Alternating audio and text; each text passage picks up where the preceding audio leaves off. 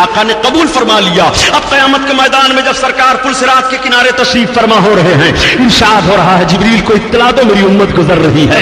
اسی لیے تو اعلیٰ حضرت عظیم البرکت فرماتے ہیں کہ اہل صراط روح امی کو خبر کریں. سبحان اللہ. اہل صراط روح امی کو خبر کریں اور جاتی ہے امت نبوی فرش پر کریں, فرش پر کریں. میں آپ لوگوں سے پوچھنا چاہتا ہوں, قیامت کے میدان میں پل صراط سے گزرو گے, سید الملائکہ اپنا فرش بنا رہے ہیں. ذرا اپنے قدم کا جائزہ لیجئے اور گناہوں سے توبہ کیجئے. آپ کو کتنا وقار ملا ہے, آقا کے صدقہ میں امت گزر رہی ہے. میرے سرکار کا کریمانہ حال ذرا مراحب ملاحظہ فرمائیے. قیامت میں اتنی بھیڑ بھاڑ ہے, سارے گنہگار مغفرت مغفرت چلا رہے ہیں, سارے لوگ فریاد کر رہے ہیں. آقا کا یہ کریمانہ حال ہوگا, کیسے کیسے انداز سے لوگ بخشے جائیں گے. میرے سرکار کا دریائے کرم جوش میں آئے گا. آقا ارشاد فرمائیں گے ابو بکر شفاعت کرو, عمر ابن خطاب شفاعت کرو, سبحان اللہ. حضرت عثمان غنی کو حکم ہوگا شفاعت کرو, مولا کائنات کو حکم ہوگا شفاعت کرو. امام حسن حسین اسی سرخ حالت میں حاضر ہوں گے. خاتون جنت کو حکم ہوگا نبی کی بیٹی محمد کی لخت جگر خاتون جنت فاطمہ جنت میں جائیں.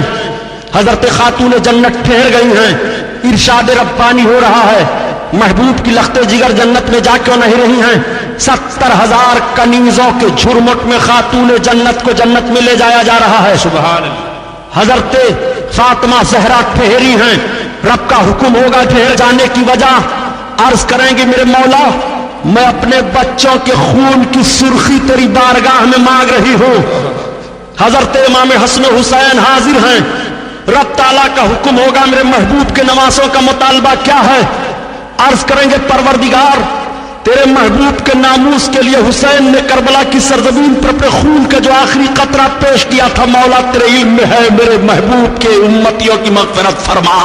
رب کا فرمان ہوگا کہ حسین سے جتنوں کو محبت ہے اعلان کر دو قیامت کے میدان میں سب کی مغفرت تک. حبیب ارشاد فرمائیں گے میری امت کے علماء تم بھی رب کی بارگاہ میں شفاعت کرو. شفاعت کا مطلب یہ ہے کہ رب کی بارگاہ میں تم عرض کرو اے اللہ یہ سب میرے متعلقین ہیں, ان کی مغفرت فرما. اور رب تعالیٰ اپنے محبوبوں کے اس عرض کو قبول کر کے بخش دے گا. اسی کا نام ہے شفاعت. آقا کریم صلی اللہ علیہ وسلم کا حکم ہوگا میری امت کے حاجیوں تم شفاعت کرو. تو جس حاجی کا حج رب نے قبول فرما لیا ہے وہ حاجی اپنے گھر کے 400 افراد کی مغفرت کرائے گا. سبحان اللہ. سبحان اللہ. حافظ قرآن کو حکم ہوگا حفاظ تم شفاعت کرو. تو حافظ قرآن کے والدین کا تو حال یہ ہوگا کہ قیامت کے میدان میں حافظ کے والد والدہ کو نور کا تاج عطا ہوگا. وہ نور کا تاج پہن کر کے جب قیامت کے میدان میں چلیں گے تو لوگ پوچھیں گے یہ کون لوگ ہیں, تو اعلان کرے گا منادی یہ وہ لوگ ہیں جنہوں نے اپنے بچوں کو قرآن حفظ کروایا تھا. یہ ان کے ماں باپ ہیں جن کو یہ انعام رب کی طرف سے حاصل ہوا ہے. وہ جنت کی طرف جا رہے ہیں نور کا تاج اوڑھے, وہ جنت کی طرف چلے جائیں گے. لوگ رشک کریں گے ہائے کاش ہم بھی اپنے بچوں کو حافظ قرآن بنائے ہوتے. حافظ قرآن کے لیے حکم ہوگا وہ شفاعت کرے تو حافظ قرآن اپنے گھر کے ان 10 افراد کی بخشش کرا لے گا جن پر جہنم واجب ہو چکا ہو, یعنی ان کو جہنمی قرار دے دیا گیا ہو, وہ مغفرت کروا لیں گے. عالم دین کو حکم ہوگا تو علماء کی تو شان ہی نرالی ہے. اللہ اللہ. علماء اور شہید کے خون کا اور علماء کی سیاہی کا مقابلہ ہوگا. جب علماء کی سیاہی قلم کی اور خون وزن کیا جائے گا شہیدوں کا, تو شہیدوں کے خون پر عالموں کے قلم کی سیاہی غالب ہو جائے گی. اللہ اللہ حکم دے گا رب تعالیٰ یہ شفاعت کریں تو علماء تو یہ بے شمار لوگوں کو شفاعت کریں گے جن کی گنتی ہی نہیں ہے. آقا کریم صلی اللہ تعالیٰ علیہ وسلم کا حکم ہوگا. میرے سرکار صلی اللہ علیہ وسلم نے اذن عام فرما دیا آپ سب شفاعت کر رہے ہیں. غوث اعظم شفاعت کر رہے ہیں, خواجہ غریب نواز شفاعت کر رہے ہیں, امام اعظم شفاعت کر رہے ہیں, امام شافعی شفاعت کر رہے ہیں, امام حنبل شفاعت کر رہے ہیں, امام مالک شفاعت کر رہے ہیں. حنفیوں کی بخشش ہو رہی ہے, شافعیوں کی بخشش ہو رہی ہے, مالک مالکیوں اور حنبلیوں کی بخشش ہو رہی ہے، قادری بخشے جا رہے ہیں، چشتی بخشے جا رہے ہیں، سہروردی بخشے جا رہے ہیں، یہ سارے سلسلے کے لوگ بخشے جا رہے ہیں، ان کی مغفرت ہو رہی ہے۔ اللہ اللہ، آقا کریم صلی اللہ علیہ وسلم نے اعلان کر دیا ایسے ایسے لوگ اب جنت میں جا رہے ہیں۔ ذرا اپنے آقا کی عظمت ملاحظہ فرما لو، جنتیوں کی ایک ٹیم جنت میں جا رہی ہے اور ایک ٹیم کے لیے حکم ہو جائے گا کہ یہ جہنم میں جائیں، تو اس کے سامنے سے جنتی لوگ گزریں گے، تب تک جہنمی جنتی کا دامن تھام لے گا، روک دے گا، ٹھہر جاؤ، جنتی رک جائے گا۔ مجھے پہچانتے ہو؟ حدیث شریف کے الفاظ یہ ہیں، اما تعریف نہیں، کیا تو مجھے جانتا ہے؟ وہ کہے گا ہاں میں پہچانتا ہوں، کہو کیا کہنا چاہتے ہو؟ وہ کہے گا انا الذی وهبت لک وضوا، میں نے آپ کو دنیا میں وضو کرنے کے لیے پانی دیا تھا، آج میں اتنا بدعمل ہوں کہ اپنی بدعمالیوں کی بنیاد پر رب تعالیٰ کے قہر و غضب کا سوال میرے اوپر ہو گیا، مجھے کون بچائے گا؟ رب تعالیٰ کے قہر و غضب سے ہم کو جہنم میں جانے کا حکم ہو گیا، ہم جہنمیوں کی فہرست میں کھڑے ہیں، تم جنتی ہو، میں نے تمہارے ساتھ دنیا میں یہ کام کیا تھا، اس کا بدلہ ہمیں دے دو۔ وہ ٹھہرا ہوا ہے، دوسرا جہنمی پکڑ لے گا جنتی کو۔ مولانا فاروق، مولانا عبدالحقیق صاحب، ٹھہرو، مجھے پہچانتے ہو؟ ہاں، کہو کیا بات ہے؟ انا الذی سقیتہ شربتا، میں نے آپ کو پانی پلایا تھا دنیا میں، آپ مجھ کو اس کا بدلہ دے دیجئے۔ یہ جنتی بندے ٹھہرے ہوئے ہیں، رب کا حکم ہوگا میرے بندے جنت میں جاتے کیوں نہیں ہو؟ وہ بندے عرض کریں گے پروردگار یہ تیرے بندے ہیں، انہوں نے دنیا میں مجھے وضو کرنے کے لیے پانی دیا تھا، یا اللہ انہوں نے دنیا میں مجھ کو پانی پلایا تھا، یہ مجھ سے بدلہ مانگ رہے ہیں، خدا کی قسم قربان جاؤ نبی رحمت پر، میرے آقا ارشاد فرماتے ہیں جس کا مفہوم عرض کر رہا ہوں، اے میرے بندو جنتیوں، تم ان سب کا ہاتھ پکڑ لو، جنت میں لے کر چلے جاؤ۔ سبحان اللہ، سبحان اللہ۔ یہ کرم دیکھو، میں عرض کرتا ہوں یہ مسلمانوں، اگر تم نے ایک جنتی کو پانی پلا دیا، وہ اختیار رکھ رہا ہے تمہیں جنت میں لے جانے کے لیے، تو جس نبی کو رب تعالیٰ نے جنت کا قبضہ دے دیا ہے، اس نبی کو اختیار کیوں نہیں ہے؟ اسی لیے تو بریلی کا تاجدار بول پڑا کہ تجھ سے اور جنت سے کیا مطلب، وہاں بھی دور ہو، تم سے اور جنت سے کیا مطلب، منافق دور ہو، ہم رسول اللہ کے، جنت رسول اللہ کی۔ اور کیسے لوگ اس دن بخشواؤں گے، ذرا یہ ملاحظہ کر لو، حضرت عائشہ صدیقہ ام المومنین کی عظمت کون نہیں جانتا ہے؟ عورتوں نے آقا کی بارگاہ میں عرض کیا یا رسول اللہ، مردوں کی بھیڑ آپ کے پاس زیادہ ہو جاتی ہے، یا رسول اللہ ہم عورتیں مردوں کی بھیڑ کی بنیاد پر آپ کے قریب نہیں ہو پاتی، ہمیں دین کی باتیں سننے کو نہیں ملتی ہیں، یا رسول اللہ ہمارا جلسہ آپ الگ متعین فرما دیں۔ اللہ کے حبیب نے قبول فرما لیا، عورتوں کا جلسہ ہوا، سرکار تشریف لے گئے، میرے آقا خطبہ دینے لگے، آقا ارشاد فرماتے ہیں کہ جس عورت کے بچے مر گئے ہوں، کچے بچے، وہ قیامت میں اپنے ماں باپ کی شفاعت کر کے جنت دلائیں گے، وہ بچہ رب کی بارگاہ میں اپنے ماں باپ کی بخشش کے لیے جھگڑے گا۔ علماء فرماتے ہیں جھگڑنے کا مطلب وہ مچلے گا، وہ عرض کرے گا میرے مولا میرے باپ کو بخش، میری ماں کو بخش، تب میں جنت میں جاؤں گا، اور وہ مچل مچل کر عرض کرے گا، رب تعالیٰ اس بچے کے مچلنے کو قبول فرمائے گا، اس کے والدین کی بخشش فرما دے گا۔ حضرت ام المومنین عائشہ صدیقہ عرض کرتے ہیں یا رسول اللہ، اور جس کا ایک بچہ مرا ہو؟ آقا فرماتے ہو ایک بچہ اپنے ماں باپ کی بخشش کرائے گا۔ تب تک وہی حضرت ام المومنین عرض کرتی ہے یا رسول اللہ، اور جس عورت کے کوئی بچہ ہی نہ ہو، آقا فرماتے ہیں اس کی بخشش میں کراؤں گا۔ سبحان اللہ، سبحان اللہ۔ سلام اس پر کہ جس نے فضل کے موتی بکھیرے ہیں، سلام اس پر کہ جس نے فضل کے موتی بکھیرے ہیں، اور سلام اس پر کہ جس نے کہہ دیا سب میرے ہی میرے ہیں۔ اور کون بخشوائے گا؟ ذرا اس کو بھی سناؤ، قرآن کی تلاوت کیا کرو، مسجدوں میں جایا کرو، مسجدیں تعمیر ہوں تو اپنے حسب وسعت حصہ لیا کرو. آج تو مسجدوں کو شہید کرنے اور گرانے کا پلان بنایا جا رہا ہے.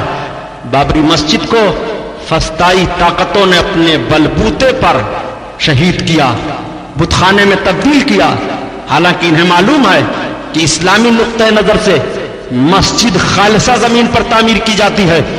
اگر مسجد کی زمین کسی کی ملکیت ہے اور وہ نہیں دے رہا ہے تو آپ زبردستی کر کے اس پر وہ تعمیر مسجد کی نہیں کر سکتے.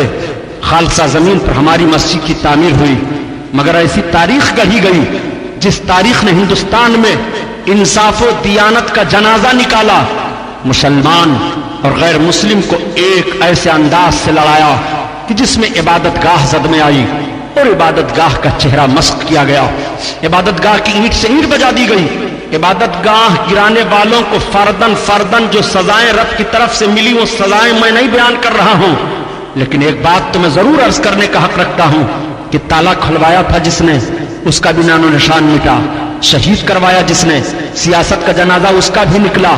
دلی سے لے کر کے یوپی حکومت تک ان سب کے سیاست کے جنازے نکل گئے جنہوں نے بابری مسجد کے آڑ میں اپنی سیاست کو چمکانا چاہا تھا. انہیں نہیں معلوم ہے کہ جس رب نے قرآن نازل فرمایا ہے, قرآن میں رب کا حکم ہے کہ جو مسجدوں کو خراب کرنے کی کوشش کرتے ہیں وہ صافی خرابہا, جس نے مسجد کو خراب کرنے کی کوشش کی, ویران کرنے کی کوشش کی, لہو فی الدنیا خزی وفی الآخرت عذاب عظیم, اس کے لیے دنیا میں رسوائی ہے اور آخرت میں دردناک عذاب ہے. وہ ساری سیاسی پارٹیاں رسوائی کی سیاہی اپنے چہروں پر لگا کر کے بھارت میں گھوم رہی ہیں, ان کا منہ کوئی دیکھنے کے لیے تیار نہیں ہے اور آخرت میں ان کے لیے عذاب تو باقی ہی باقی ہے. یہ جملہ میں کرسی کی بنیاد پر نہیں کہہ رہا ہوں بلکہ مسلمانوں کو تکلیف دی جا رہی ہے ان کی عبادت گاہیں گرا کر کے. اور سن لو, بھارت کی سرزمین ہو چاہے دنیا کا کوئی بھی ملک ہو, جس ملک میں بھی عبادت گاہوں کو نقصان پہنچایا گیا ہے وہ ملک امن و امان کے ماحول میں نہیں رہ پایا ہے, لوگ پریشان رہ گئے ہیں. عبادت گاہیں رب کی عبادت کے لیے بنائی گئی ہیں, تمہیں گرانے کے لیے نہیں بنائی گئی ہیں. آج مسجدوں کو پھونکا جا رہا ہے, آج مسجدوں کو جلایا جا رہا ہے. ایک قوم مسلم آج اس اسٹیج سے میں آپ کو اس منبر سے پیغام دے دینا چاہتا ہوں کہ اب بھی تمہیں سجدہ کرنے کا وقت نہیں آیا, اب بھی تمہیں کیا قرآن پڑھنے کا وقت نہیں آیا ہے, اب بھی تمہیں کیا متحد ہو کر کے کاندھے سے کاندھا ملا کر کے رسول کا عشق اپنے دل میں لے کر کے آگے بڑھنے کا وقت نہیں آیا ہے. اب بھی تم جماعتوں میں بکھرے رہو گے, اب بھی تم رسول اللہ کی عظمت کا کھلواڑ بناؤ گے. آؤ دیکھو دیکھو میں تمہیں بتاتا چلوں, گزشتہ سال اگست کا مہینہ لے لو, گزشتہ سال اگست کے مہینے میں آپ نے ایک اعلان سنا ہوگا جو پوری دنیا میں اعلان ہوا تھا کہ ترکی میں ایک بہت بڑا زلزلہ آیا. اس زلزلے میں نہ جانے کتنے لاکھ انسان ترکستان میں یعنی ترکی میں ہلاک ہو گئے. کیا آپ نے اس تبصرے کو جانا کیسے آیا, اس زلزلے کو جانا کیسے آیا تھا, اس پر آپ نے کچھ تنقید اور تبصرے کی بنیاد پر ریسرچ کیا کہ نہیں؟ سنو, آج اعلان ہو رہا ہے, آج رسالوں میں وہ سارے ماحول آ رہے ہیں, آج کتابیں اس کے تعلق سے منظر عام پر آ گئی ہیں کہ ترکی کا گزشتہ سال اگست کے مہینے میں زلزلہ کیوں آیا تھا. اگست کے مہینے میں ترکی میں سمندر کے کنارے جو فوجی اڈا تھا ترکستان کا, اس فوجی اڈے میں فوجیوں نے اور فوج کے جنرلوں نے ایک جشن منایا تھا اور اس جشن میں یہودیہ لڑکیوں کو اور عیسائیہ لڑکیوں کو ناچنے گانے کے لیے بلوایا تھا. وہ ساری لڑکیاں آئیں اور جب رقص و سرود کی محفل گرم ہوئی تو ایک جنرل نے اسی جوش کے عالم میں شراب پی کر کے کہا قرآن لاؤ. قرآن لا کر کے اس کے ہاتھ میں دیا گیا, اس نے کہا پڑھ کر کے سناؤ. جب کسی نے پڑھنا شروع کیا تو اس نے کہا قرآن کا معنی تو سمجھ میں نہیں آ رہا ہے, ایسی محفل میں قرآن پڑھا جا رہا ہے, قرآن کا نازل کرنے والا خدا کہاں ہے؟ اس کا فرمان ہے کہ ہم نے قرآن کو نازل کیا ہے اور قرآن کی حفاظت کرنے والے ہم ہی ہیں, اور ایسی محفل میں ہم نے قرآن کو لے لیا مگر قرآن نازل کرنے والا خدا کہاں ہے؟ اتنا کہہ کر کے اس نے لڑکی کے قدم میں معاذ اللہ قرآن کو پھینکا اور ان یہودیہ لڑکیوں نے اپنے پاؤں سے جیسے رقص و سرود ناچتے ہوئے قرآن کو لیا.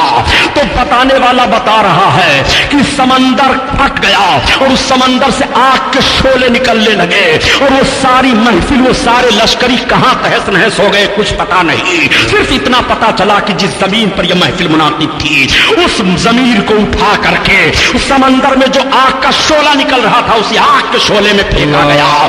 دور سے لوگ دیکھ رہے تھے اور پھر زلزلہ ایسا محسوس ہوا, اس طرح سے آیا کہ سارے کے سارے لوگ وہاں کے ہلاک ہو گئے. سارا ترکی حکومت کا عملہ لگ گیا، مگر آج تک پتہ نہیں چل رہا ہے کہ وہ سب کہاں گئے، کس کھیت کے وہ مولی تھے اور کہاں ان کو چر چگ لیا گیا۔ اس طرح سے ان پر عذاب نازل ہوا اور رب کی طرف سے اعلان ہو گیا کہ دیکھ ہم نے قرآن نازل کیا ہے، ہم قرآن کی حفاظت کرنے والے ہیں۔ اگست کے مہینے میں گزشتہ سال یہ زلزلہ جو ترکستان میں آیا تھا، قرآن کی بے حرمتی پر یہ زلزلہ آیا تھا۔ کہنے کا مطلب یہ ہے پیارے کہ جب قرآن کے ساتھ بے حرمتی کی گئی ہے تو ایسا زلزلہ آیا، اور جہاں جہاں قرآن کے ساتھ بے حرمتی کی جاتی رہے گی زلزلے کے عذاب میں لوگ مبتلا ہوتے رہیں گے۔ مسجدوں کو جہاں جہاں ویران کیا جاتا رہے گا، مسجدیں تباہ و برباد کر دی جاتی رہیں گی، سارا ماحول ختم کر دیا جاتا رہے گا۔ عرض کرنے کا مطلب یہ ہے کہ مسجدوں کو آباد کرو، مسجدوں میں نمازیں پڑھا کرو۔ جب قیامت کا دن آئے گا اور قیامت منعقد کرے گا اللہ تعالیٰ، حکم ہوگا اسرافیل علیہ السلام کو سور پھونکو، اور سور پھونکنے کا ماحول ہوگا تو رب کے فرشتے عرض کریں گے اے میرے مولا جب سور پھونکا جائے گا تو ساری دنیا ختم ہو جائے گی، مگر پروردگار عالم ان مسجدوں کو کیا کیا جائے؟ رب تعالیٰ ارشاد فرمائے گا مسجدوں کو اٹھا لو اور جنت کا تاج بنا دو۔ یہ ساری مسجدیں اٹھا لی جائیں گی اور جنت کا تاج بنا دی جائیں گی۔ اب جب قیامت کا دن ہوگا جنتی گزرنے لگیں گے تو مسجدوں کو جن لوگوں نے تعمیر کیا ہے وہ مسجدیں کشتی کے شکل میں لائی جائیں گی، اور ان تعمیر کرنے والے اور نمازیوں کو حکم ہوگا کہ اس کشتی میں سوار ہو جاؤ، اور پوچھ رات سے وہ مسجدیں تمہیں لے کر کے جنت میں پہنچا دیں گی۔ تمہارے لیے جنت کس انداز سے ہے، تمہیں اس ماحول سے گزرنا ہے اور جنت میں جانا ہے۔ کس کس انداز سے رب تعالیٰ اپنے محبوب کے امتیوں کی مغفرت کر رہا ہے، میرے سرکار شفاعت کر رہے ہیں۔ ایسی عام شفاعت ہو جائے گی پیارے کہ ایک ایک گنہگار تلاش تلاش کر کے بخشے جائیں گے۔ جب اس ماحول کو دیکھیں گے بڑے بڑے پرہیزگار لوگ تو کہہ پڑیں گے اے فلاں گنہگار تو تھوڑا سا گناہ ہم کو دے دے اور ہماری نیکی لے لے، تو وہ گنہگار چونک پڑے گا کہ ارے ایسا معاملہ کیا ہے، ابھی تو کوئی منہ ملانے کے لیے تیار نہیں تھا اور تم اپنی نیکیاں ہمیں دے رہے ہو، ہم سے ہمارا گناہ مانگ رہے ہو۔ اللہ اللہ معاملہ کیا ہے؟ تب تک بول پڑے گے پرہیزگار کیا تم نہیں دیکھ رہے ہو کہ آقا کریم کی کریمانہ شان کیا ہے؟ میرے سرکار گنہگاروں کی شفاعت کر کر کے جنت دلا رہے ہیں، ہمیں بھی تھوڑا سا گناہ دے دے تاکہ ہم سرکار کی شفاعت سے جنت میں چلے جائیں۔ اللہ اکبر۔ اعلیٰ حضرت عظیم البرکت اسی لیے فرماتے ہیں کہ کیا ہی ذوق افروزہ شفاعت ہے تمہاری واہ واہ، اور قرض لیتی ہے گناہ پرہیزگاری واہ واہ۔ اور ایک بات سنو، قیامت میں اللہ کے حبیب کتنوں کو بخشوائیں گے؟ یہ سوال اٹھا تھا، صحابہ نے عرض کیا تھا یا رسول اللہ آپ کے گنہگاروں امتیوں کی کمی نہیں ہوگی، قیامت تک ہوں گے سب، کتنوں کو آپ بخشوائیں گے؟ تو آقا تعداد بتا رہے ہیں کتنوں کو میں بخشواؤں گا، سن لو حدیث شریف کے الفاظ۔ آقا ارشاد فرماتے ہیں انی اشفع یوم القیامہ لاکثر مما علی وجہ الارض من شجر و حجر و مدر۔ سبحان اللہ۔ میرے آقا ارشاد فرماتے ہیں کہ تم مجھ سے پوچھتے ہو میں قیامت میں کتنوں کو بخشواؤں گا، سنو روئے زمین پر جتنے پیڑ ہیں، جتنے پتھر ہیں، جتنے کنکر ہیں، ان سب سے زیادہ آدمیوں کی بخشش کراؤں گا۔ سبحان اللہ۔ پوری دنیا کا کمپیوٹر لگا دو کہ مہاراشٹرا میں کتنے پتھر ہیں کیا شمار کر پاؤیں گے؟ کتنے پیڑ ہیں کیا گن پاؤیں گے؟ کتنے کنکر ہیں کیا گن پاؤیں گے؟ آقا ارشاد فرماتے ہیں روئے زمین پر جتنے پیڑ، جتنے پتھر، جتنے کنکر ہیں، ان سب سے زیادہ آدمیوں کی بخشش میں کراؤں گا۔ اب اعلیٰ حضرت کا شعر پڑھو ایمان تازہ ہو جائے کہ یا رسول اللہ جب اتنوں کی آپ بخشش کراویں گے تو اب ہمیں گھبرانے کی ضرورت نہیں ہے۔ ایک میں کیا میرے عیسیاں کی حقیقت کتنی، مجھ سے 100 لاکھ کو کافی ہے اشارہ تیرا۔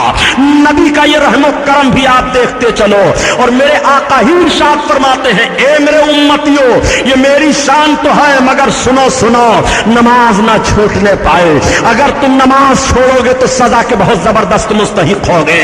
آقا ارشاد فرماتے ہیں من ترک الصلاۃ متعمدا فالقی فی النار 30 حقبا، جو جان بوجھ کر کے ایک وقت کی نماز چھوڑتا ہے وہ 80,000 سال تک جہنم میں جلتا رہے گا۔